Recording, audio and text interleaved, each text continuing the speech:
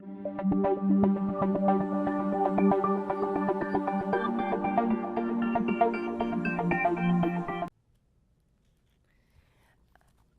we're in section 6.1 and we just learned about using our calculators again, reviewing how to get an angle out of there.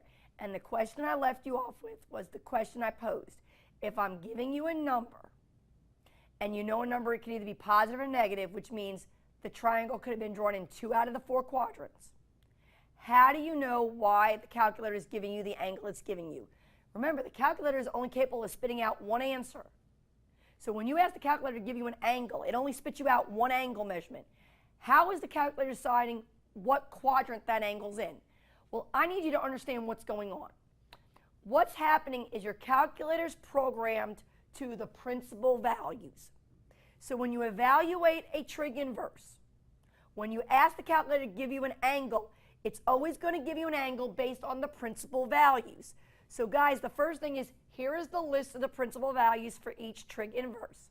Yes, you need to have this memorized, not the way it's written here, but in words, understanding what it means. When you do the sine inverse, the angle you're going to always get out of the calculator is going to be in between 90 degrees and negative 90 degrees. So that means when you ask the calculator to give you an angle for sine inverse, here's what's going to happen. You're going to get one of two things.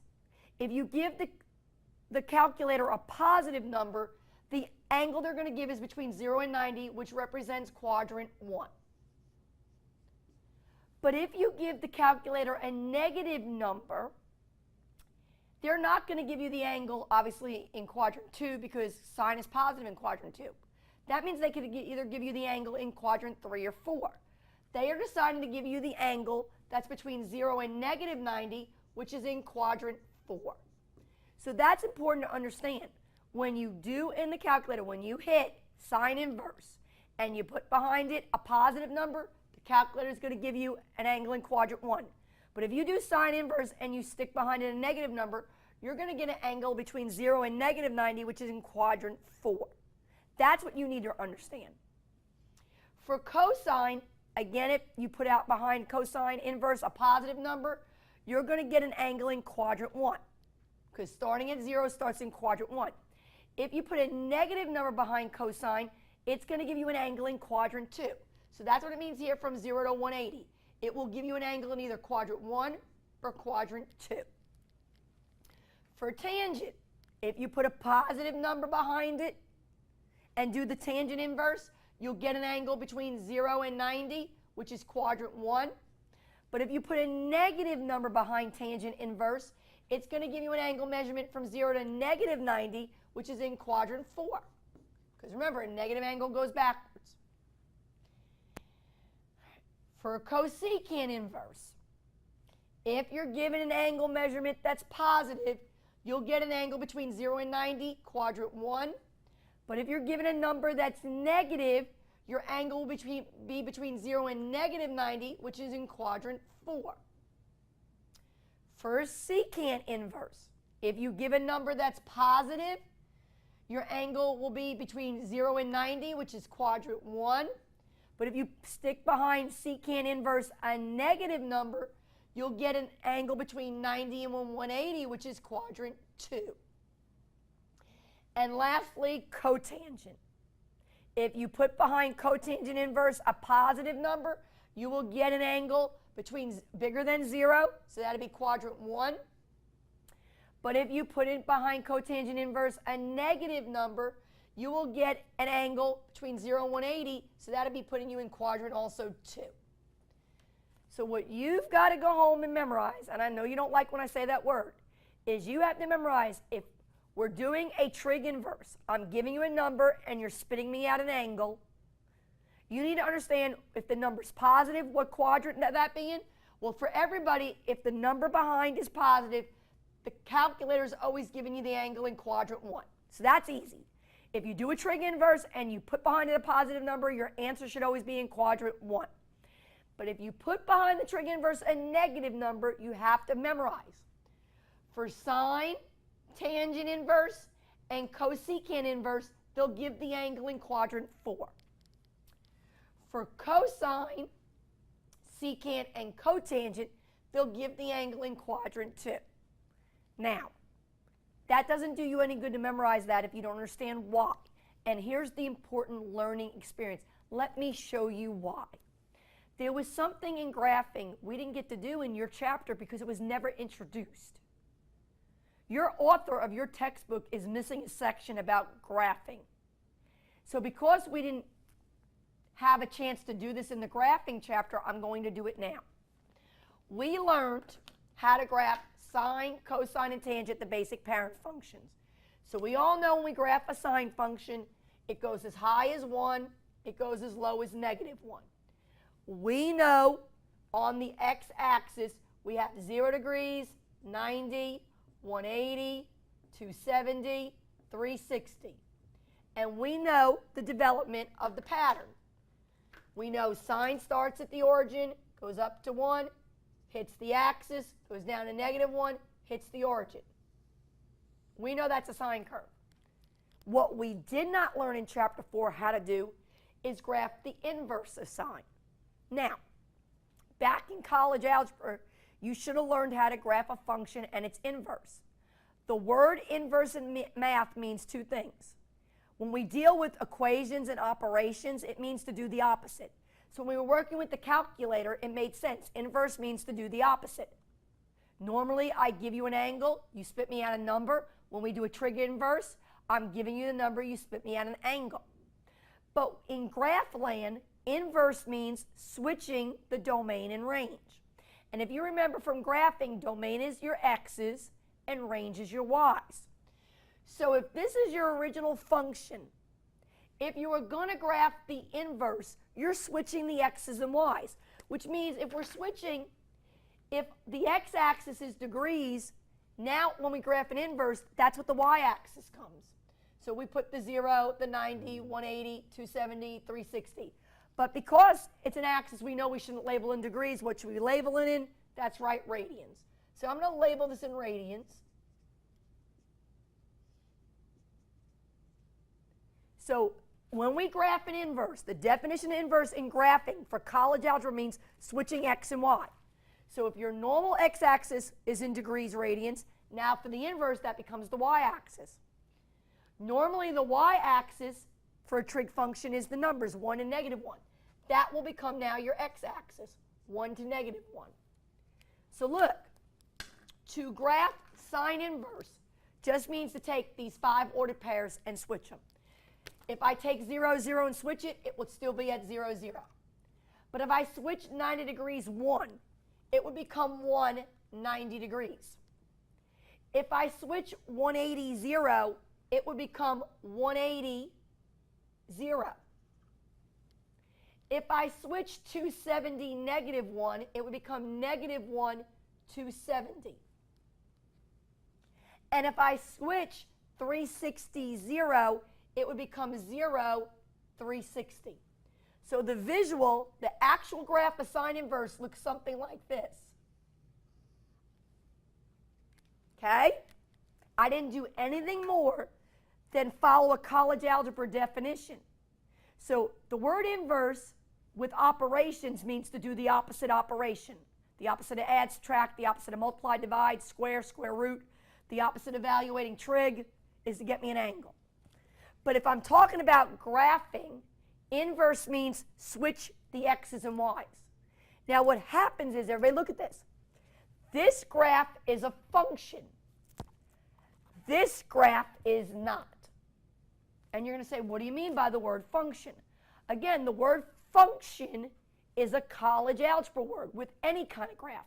A function is where every x value is paired with exactly one y value. When I teach the word functions in college algebra, I make it funny. I make it relate to your sex. Because we all know if you are a female, you have the X chromosome in you. And if you are a male, you have the Y chromosome in you. So, in math, we can think of the letter X as the X chromosome, which means every time you hear the letter X in math, it's a girl. You can think of the letter Y as the Y chromosome, which is a boy. So to be a function, the definition says in college algebra, every X must be paired with one Y. In easy daily words, that means every girl, X, can only be matched up with date, one Y, one boy. To be functional, every girl can be paired with one boy. Well, that works here. When we graphed all our trig functions, our 6 trig functions, they were functions. For every x value, there was only one y value. When you said x was 90 degrees, there was only one y value here, 1. When you said x was 180 degrees, there was only one point here, at y is 0. So everything we graphed in chapter 4 was function. Every x was matched to one y. But if you look here, this is our inverse. How did I get this again? I just switched the x and y's. This is not functional, because if you look, this girl is at 0. She's got a y value at 0. She's got a y value at 180. She's got a y value at 360. For this girl, this x value, because remember, this is the x-axis now, there are 1, 2, 3 y values. That is not functional. So what happens here is these principal values came from taking the inverse graph and sectioning off the part that is a function, which means for every x, there's one y. So everybody look closely. For sine inverse, they have it sectioned off between negative 90 and positive 90. So it makes sense. We can't section off the sine inverse graph from here to here because these 2 points are sharing the same x value. It would not be function. So they're sectioning off here from 90. Now you're going to say, well, we don't have negative 90 drawn. Well, I'll draw negative 90. So let's go back here. If we were going backwards and this was at negative 90 degrees, we would follow the pattern. Up, hit, down, back. So we're going backwards, so this would go down. So we know if we were graphing this sine curve to the left, it would keep going like that. So at negative 90 degrees, we know our y value is negative 1. Okay, y'all with me? Which is true. If you do the sine of negative 90 degrees on the unit circle, you'll get negative 1. When I go to graph the inverse, I'm going to switch that around. So instead of saying negative 91, I'm going to say 1 negative 90. So if I go to 1, I'd be at negative 90 here. Okay? So this picture, if I go to negative 1, negative 1, I'll go to negative 90 here. So this picture would continue, and that makes sense, right? That should be the pattern. So what happens is they are sectioning off out of that trig inverse graph, they are sectioning off a section of it that is functional, which means for every x value, there is only one y value.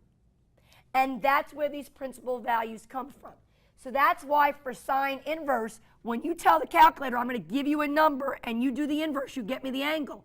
The only angles it gives are angles between 0 and 90, or angles between 0 and negative 90. That's the same for tangent inverse. Okay? So I'll show you.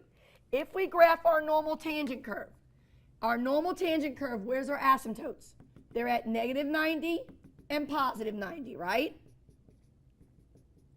And we know a tangent curve hits at the origin and it's increasing. That's our tangent curve, right? I'm going to show you quickly how to graph the inverse. Inverse just means to switch. Well, what's the coordinates of this point? 0, 0, right? So that means this point would be at 0, 0. But now, you have to understand, when you graph an inverse, the x-axis is no longer degrees or radians. The x-axis is numbers.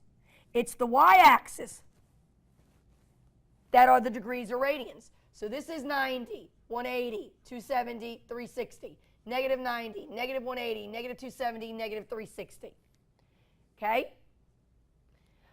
We have asymptotes here, right? So that means on your trig inverse, you're also going to have asymptotes. What happens is when you graph this tangent inverse, the graph, if you look at your notes, has asymptotes in it. What it does is if you look at your notes, this asymptote, let me find it, is over here at negative 90 and at negative 90. And the tangent inverse curve looks like this. Do you all see that? And then it repeats.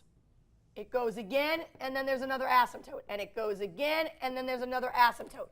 So what happens is this tangent inverse graph is not functional. If you pick this x value 0, there's a y value here, there's a y value here, there's a y value here, and so on. So an inverse graph is not functional. So to make it functional, they section a piece of it off. And they sectioned off the tangent inverse graph from negative 90 to positive 90. If you just look at that one curve, then it's a function. For this x value 0, there's only one y value 0. So if you go through the notes, what I've given you is the 6 graphs of the trig functions, and then I've given you the 6 graphs of the inverses where they section them off for you to understand why they chose these as the principal values. Okay? Now you're saying, why does this matter? Because all I'm going to do is type this in the calculator. It's going to spit out the answer. I don't care. Well, we have two problems with that. Number one, what happens if I ask you to do a tangent trig inverse and I take away your calculators? That's number one. Then you better know what quadrant the angle's got to be in. And more importantly, number two, our goal is to solve equations. And when we solve equations, there can be more than one solution, which means if we're doing an inverse, there can be more than one angle. And again, if you use your calculator, you only get one angle. You're going to have to know where the other angles come from. So we're going to stop here. Okay? All I want to do is make sure you understand you have a job to do. Memorize. You have to memorize. If I'm asking you to find an angle for sine inverse, tangent inverse, or cosecant inverse, the angle's either going to be in quadrant 1 or quadrant 4. If I want you to find an angle doing cosine inverse, secant inverse, cotangent inverse, that angle is always going to be in quadrants 1 or 2. So you understand what the calculator is doing, because now in the next video, I'm going to take away your calculators. I'll see you there.